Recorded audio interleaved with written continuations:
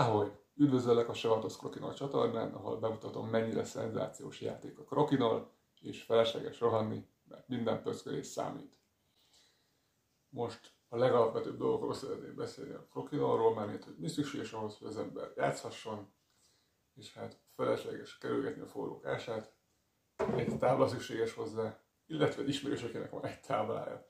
A lényeg, ez a tábla egy gyönyörű, fából készült, szépen szabadkézzel munkált játék, és a játék elérhetőségek a nehézsége leginkább abból fakad, hogy a tábla elég nagy és nehéz, bár nem foglal elképesztően nagy helyet, tehát egy falra felrakható, vagy bármilyen fal mellé is rakható.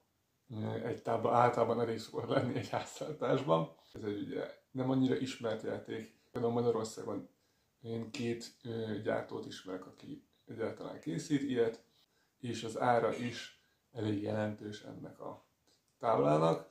A táblához tartozó egyéb dolgok, amikor persze játszani kell, nyilván szükségesek korongok, hogy a korongok megfelelő csúsztatásához szükséges por, például Magyarországon a kukoricakeményítőt használjuk, illetve a tengeren túlonvett részi bordok esetében pedig a vaxot.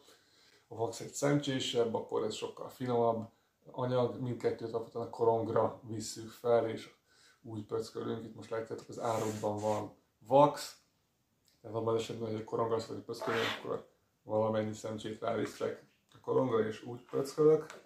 Az esetben pedig, hogyha kukoricakeményítőt, port használnék, akkor azt raknám az árokba, és valamilyen módon, én a mutató ujjamról szoktam így felvinni, és aztán egy ilyet lehet vele pöckölni.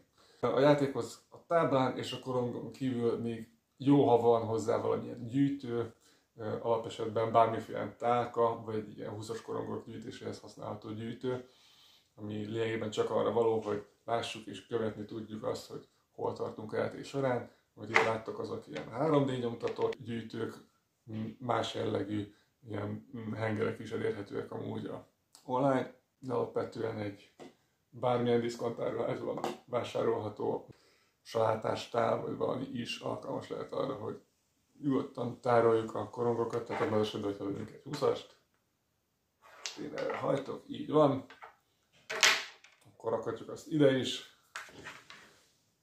vagy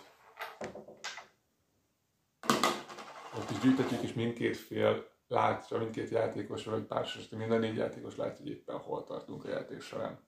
Kimondottan a játékhoz alapvetően táblára van szükség, és ahogy biztosan említettem, valakire van szükség, akinek van táblája, és el tudja hozni, tudunk játszani.